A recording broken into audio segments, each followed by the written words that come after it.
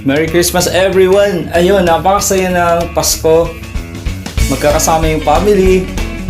Kami, ang una namin pinuntahan, dumalaw kami sa sementeryo.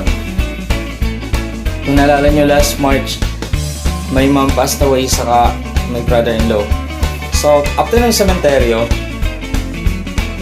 we decided to eat together. So, di naman nagluto, kumain na lang sa labas, sa greenery. Nung sa main lounge, punta tayo sa VIP. Dito tayo. Nice one.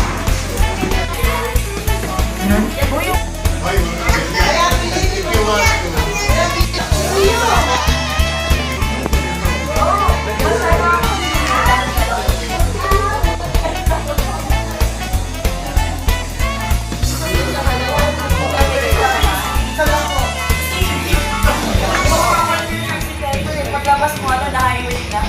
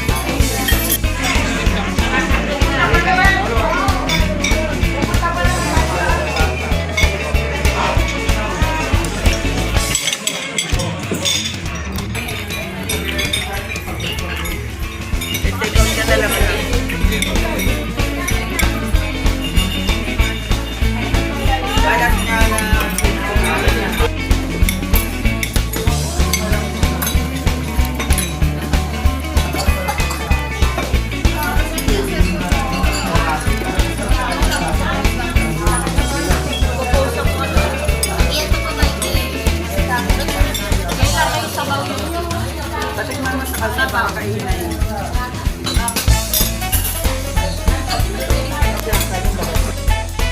Remember that Christmas is celebrated to remember the birthday of Jesus Christ. Jesus Christ was our Savior. He's the same today, yesterday, and forever. So, celebrating Christmas, being together as a family is the most important part of it. Because Christmas started with Mary, Joseph, and Jesus as a family. So, ganun din tayo. Sama-sama lang tayo. The spirit of Christmas is still alive. And always be grateful that Jesus has come to save us. And at the same time, ipagpasalamat natin yung buong isang taon na iningatan tayo at minahal ng Panginoon. So, celebrating Christmas, celebrating the birth of Jesus is very important. Being together, being happy, and being blessed. Merry Christmas, everyone. God bless.